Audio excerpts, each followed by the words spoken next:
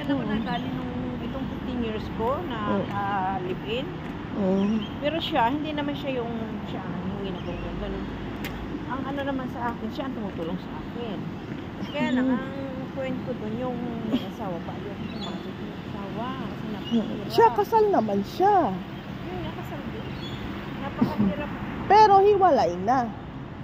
Hiwalay din. Nag-asawa na yung asawa niya, may mga anak na.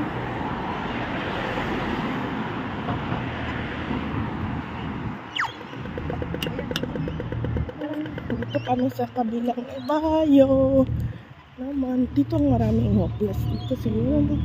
Diretso. Oh, Yun ang medyo ano ka lang sa ano, kasi mahirap ang hindi natin alam. Yan, dito kami nag-walking nila natin.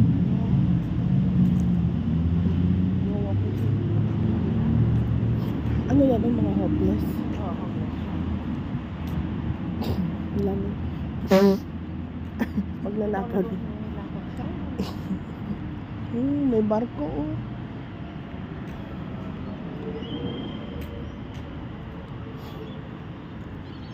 Makasakay din pala dito ng barko. Dito sakay ng mga ano, dito pag-alain mo yung mga alaga mo bago gusto mag anong ganoon.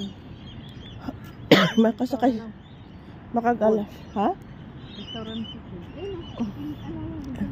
Picturean mo ako dito. Bibidyo mo na saglit lang. Yung mga anak na siya oh. Sino?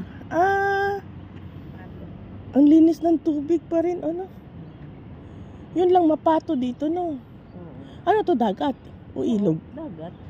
Pero hindi na siya malalim, no? Malalim yan.